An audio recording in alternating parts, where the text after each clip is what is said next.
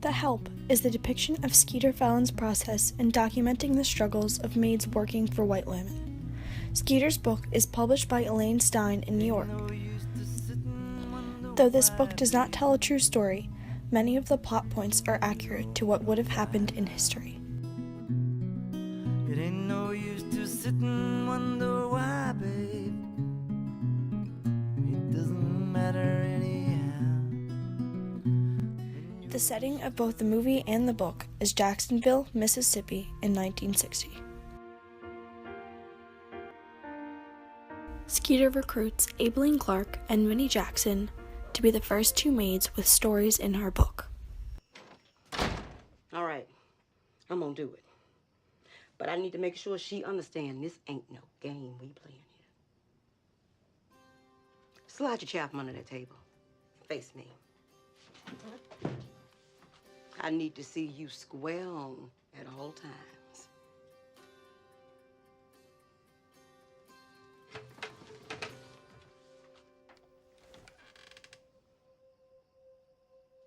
I got to come up with your questions too? Oh. During this time, Jim Crow laws were enforced.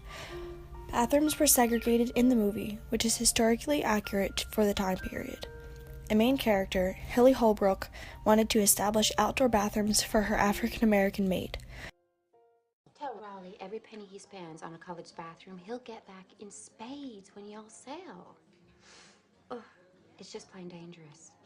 They carry different diseases than we do. Pass.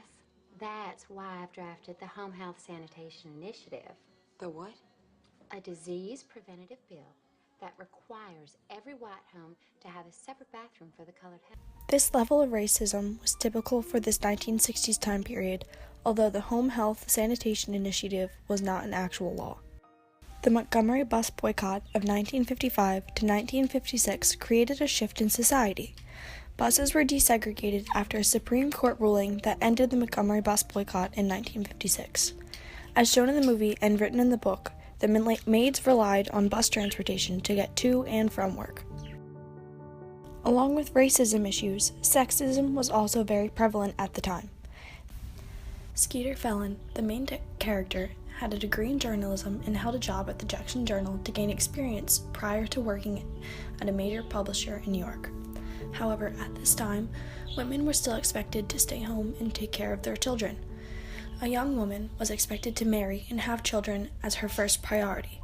Skeeter's mother and all those around her also expected these things of her, and were very disappointed that Skeeter never held a steady boyfriend. You work? I write. But right now I'm working on a domestic maintenance column for the Jackson Journal. You mean housekeeping? Jesus, I can't think of anything worse than reading a cleaning column, except for maybe writing one. Well, I can.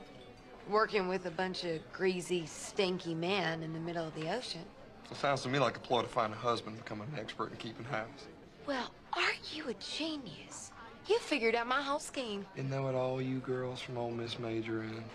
Professional husband hunting.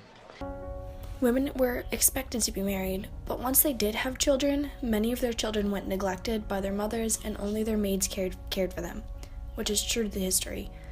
In the movie, as well as in the book, Abilene Clark cared for Elizabeth Leafolt's daughter, May Mobley, along with many other children prior to this.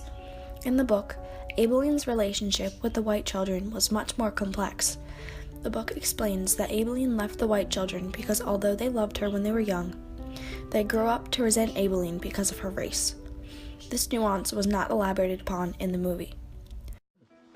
You is kind, you is smart, you is important, you is smart, you is kind, you is important. Oh, that's so good.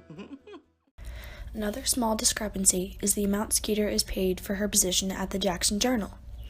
To write the articles, Skeeter recruited the help of Minnie Jackson, a maid that worked for Celia Foote.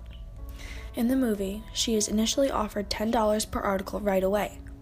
However, in the book, the journal's editor first offers her $8, but settles for $10 after Skeeter argues with him. The movie does not depict the relationship with Celia Foote and Minnie Jackson in the same way as the book.